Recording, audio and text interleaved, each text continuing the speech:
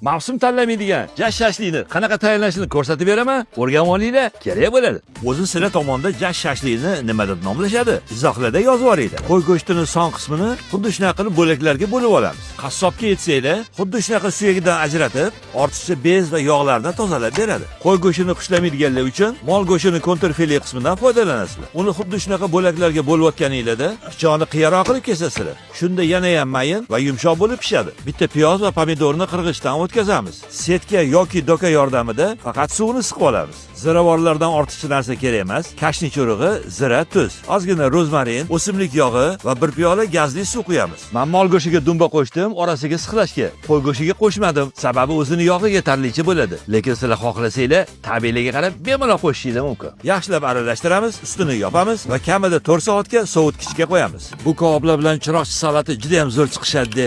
Erinmasdan tayyorlab ko'ringlar, maza qilasizlar. Mana go'shtlarimiz tayyor. Endi uni siqlab, chiroyli qilib pishirib olsak bo'ldi.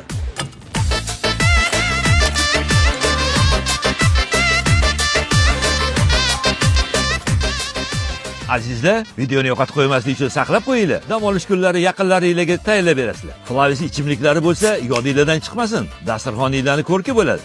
Hammaga yoqimli ishtaha.